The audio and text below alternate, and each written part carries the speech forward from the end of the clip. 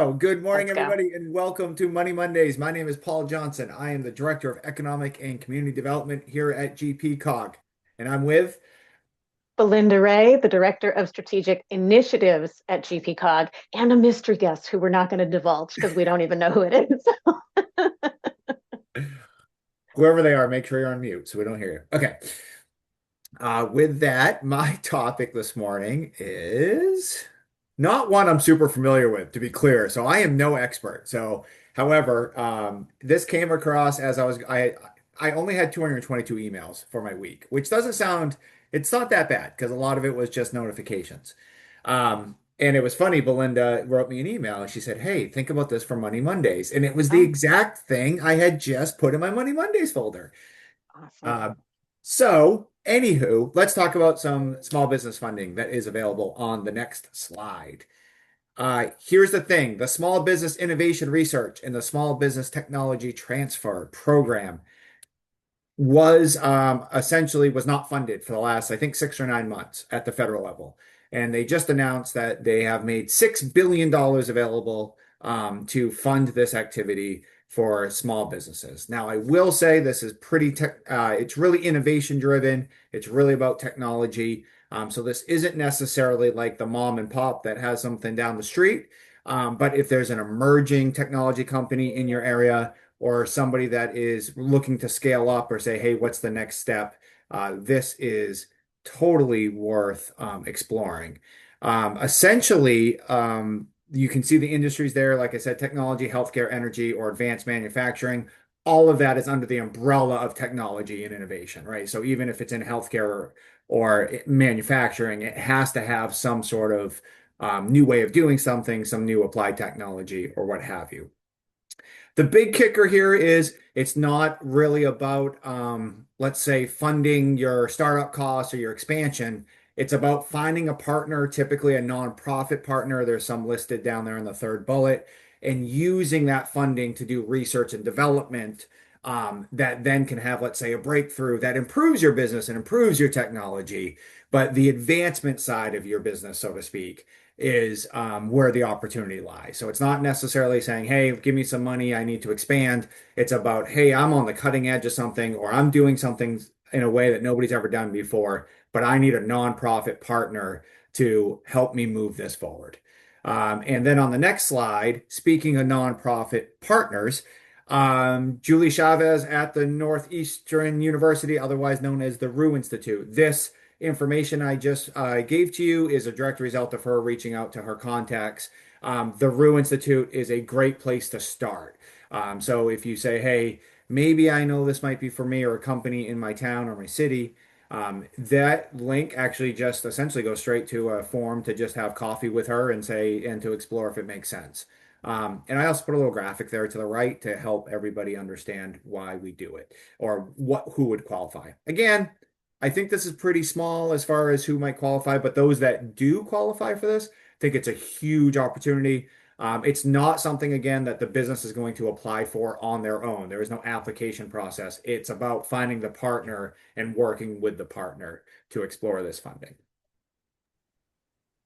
Wonderful. Thank you, Paul. And You I'm are going very to, welcome. what's that? I said, you are very welcome. Oh, well, of course.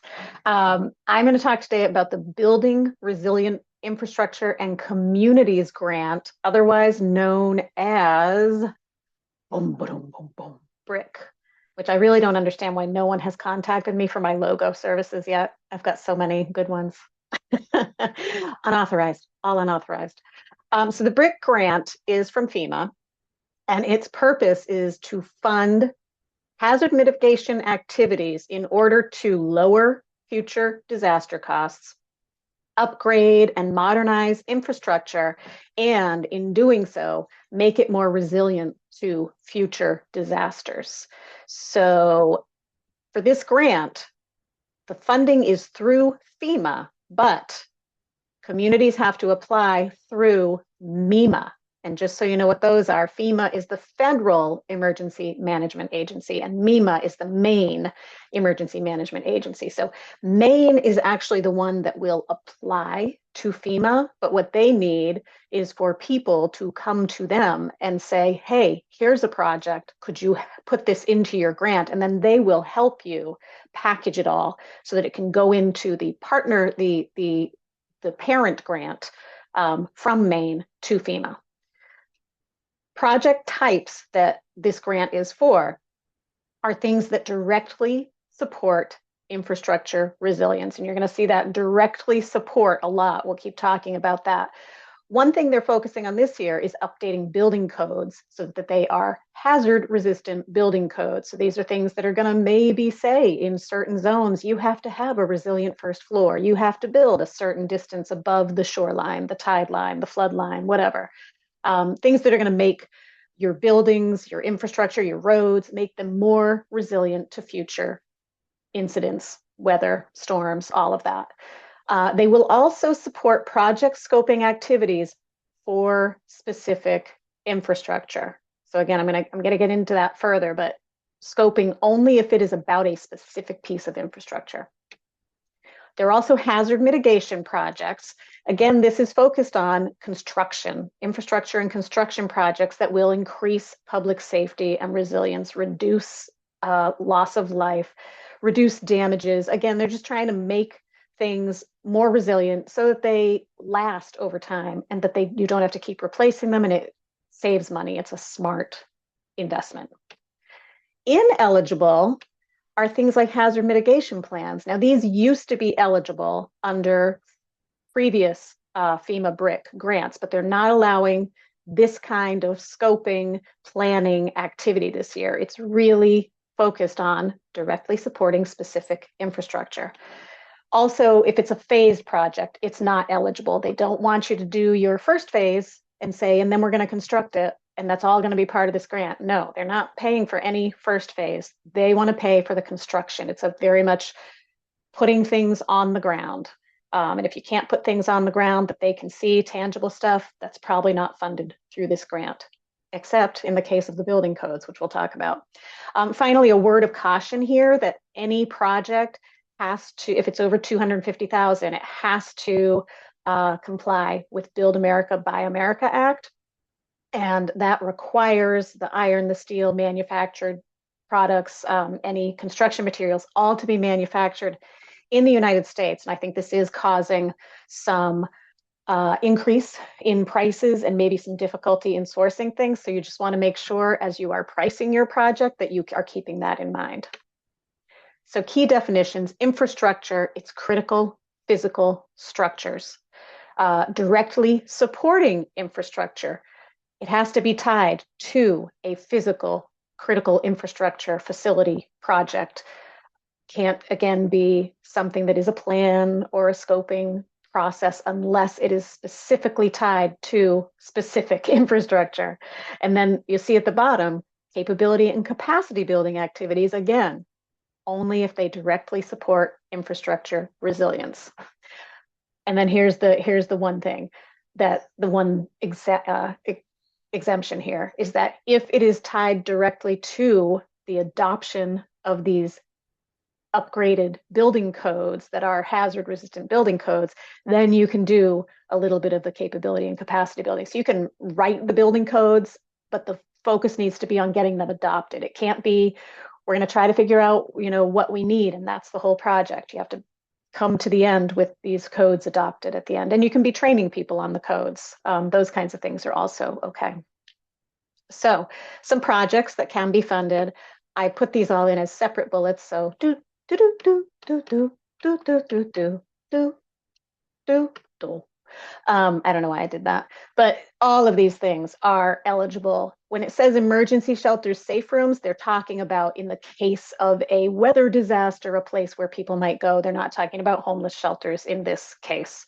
Remember, it's all going to be related to hazards and dealing with hazards and how we respond to them and making the infrastructure more resilient, stronger, resistant to these kinds of impacts. So all of those things are eligible.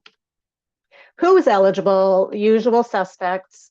They have it worded this way. I'm not sure what the difference is between communities, local governments, and cities and townships, but that's the way they put it in. So that's the way I put it here for you. And again, just remember that you don't apply directly. You get in touch with Maine Emergency Management, and they will help you put everything together so that they can submit on behalf of the whole state. So key features here. The state of Maine has 2 million to distribute this year. Half of that they're planning to put toward building code activities. So if you need to update your building codes to make sure that they are hazard resistant, this is the time to kind of contact Maine Emergency Management Agency and say, we would love to get in on this grant. In the past, I just kind of looked it up.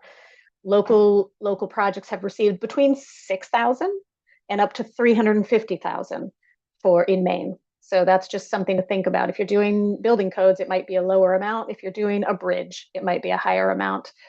Cost share is 25% here. It can be in kind, and there is a lower cost share for impoverished small communities, and there's the definition. So if you somehow meet that, then you get the lower cost share. The timeline here is once they give you the award, you have 3 years from the date of the award, unless you work something else out in your contract. Difficulty, I have it at 4 to 5. Allegedly, they have simplified the application process this year, but you really need to talk to MEMA to see what they think about that. They will help you. That's your first call. Your first call is to MEMA, and they'll help you get through it. There is a lot to put together typically, but you have assistance. Deadline here is June 18th, so there's a fair amount of time. MEMA has to submit everything to FEMA by July 23rd. So this is the state deadline. You get it to them, and then they have some time to kind of make sure it's all in good shape and move forward. The award decisions probably aren't going to happen before the end of 2026. So you can consider the period of performance 2027, 28, 29, probably be when you'd be doing the project. Here's how you can find out more. Again, the page for the grant, the state page is linked here. One of the first things you want to do, though, is get in touch with MEMA, and they have virtual office hours today from 11 to 12. You can pop in there using that Zoom link. You can call in as well, and that's probably a good first step. But you can also contact MEMA directly by emailing hmagrants@maine.gov to say, hey, I'm thinking about this. Can you help me out? So that is what we're looking at. I will stop the share, which always makes me think of another phrase. But that's all I have for today. Paul, you have had a week to relax. Do you have anything amazingly full of wisdom to share with us from that week? No, no, there was no. That's There was appropriate. no wisdom. No, That's great. any no wisdom. But we do have two questions in the chat, so I don't know Okay. the answer to them. So I'll let Belinda scan them, and my guess is we'll probably get back to you, both of you. But I just Yeah, want I to, yeah, think I yeah, think we'll probably need to get back to you on yeah. that. National BRIC, yeah, it's a bigger one. I did not look into that, but I will, and I'll see what I can find out. And probably MEMA would have that answer as well. And what do you know about the federal pool that goes beyond? Oh, that's what we're talking about. I think both of those Yeah. questions are about the same thing. So yeah, we'll get back to you, and also MEMA will have that answer. But thank you so much. And Thank you, everybody. And remember, if it's money, then it is Mondays. and if it is Monday, then it is money. Right. Sorry, I forgot Right. the way you said it, and it never I made say sense it, to me I say anyway. it, I say it backwards. You say it I forward. know. I know. I'm saying one of them, I guess, makes more sense than the other, and I Yes. always have Okay. trouble with it. But there, we did it. Thank you. Bye. Goodbye, everybody.